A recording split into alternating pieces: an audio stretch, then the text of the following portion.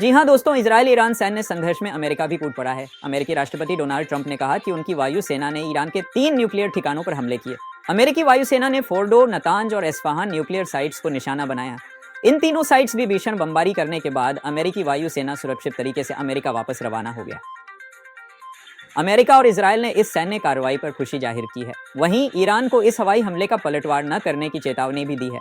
बता दें कि पिछले कई दशकों से ईरान के इन 3 साइट्स पर परमाणु कार्यक्रम को अंजाम दे रहे थे। इन तीनों न्यूक्लियर साइट्स के तबाह हो जाने का मतलब है कि ईरान का परमाणु हथियार बनाने का सपने भी टूट गया है।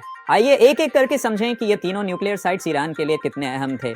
फोर्डो न्यूक्लियर प्लांट 13 जून की सुबह से ही इजरायली सेना ईरान के कई परमाणु ठिकानों पर हमले कर रही है, लेकिन ईरान के सबसे सुरक्षित न्यूक्लियर प्लांट फोर्डो को इजरायली सेना छू भी नहीं पाई थी। ईरान ने फोर्डो प्लांट को मानो एक अभेद किला में तब्दील कर रखा था। इस प्लांट को तबाह करना का मतलब था कि किसी पहाड़ को हिलाकर रख देना, जो अमेरिका ने कर दिखाया है। दरअसल ईरान ने इस संयंत्र को एक पहाड़ के नीचे और जमीन में करीब 300 फीट गहराई में बनाया है। खास बात यह थी कि इस संयंत्र को खास तौर पर डिजाइन ही हवाई हमले से बचने के लिए किया गया था। माना जाता है कि साल 2006 में ईरान ने इस न्यूक्लियर प्लांट को बनाने की शुरुआत की थी। इस न्यूक्लियर प्लांट का उद्देश्य परमाणु हथियार विकसित करना था। ईरान ने इस प्लांट को वर्षों तक दुनिया से छिपा कर रखा था। हालांकि साल 2009 में पश्चिमी खुफिया एजेंसियों ने इस संयंत्र का पता लगा लिया।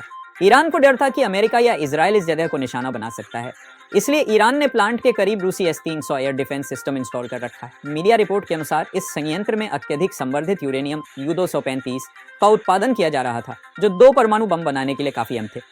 नतांज न्यूक्लियर प्लांट, अब बात की जाए नतांज न्यूक्लियर प्लांट की, जहां ईरान यूरेनियम एनरिचमेंट कर रहा था। बता दें कि यूरेनियम को एनरिच करने के बाद ही इससे परमाणु बम बनाया जाता है। नातांज में हजारों एडवांस सेंट्रीफ्यूज हैं, जिनमें से कुछ 60% तक न्यूक्लियर को एनरिच कर सकते हैं। एस्फहान न्यूक्लियर प्लांट में तेजी से परमाणु हथियार बनाने का काम चल रहा था। इस संयंत्र पर येलो केक को यूरेनियम हेक्साफ्लोराइड में बदला जा रहा था। इस संयंत्र पर रिएक्टर फ्यूल को निर्मित की जा रही थी। वहीं परमाणु हथियारों के लिए यूरेनियम धातु बनाया जा रहा था। वहीं ईरान की राजधानी तेहरान से करीब 350 किलोमीटर 215 मील दक्षिण पूर्व में स्थित इस्फहान सिटी में सैकड़ों परमाणु वैज्ञानिक काम कर रहे थे। इसी जगह में परमाणु कार्यक्रम से जुड़े 3 चीनी रिसर्च रिएक्टर्स और लैब्स भी हैं।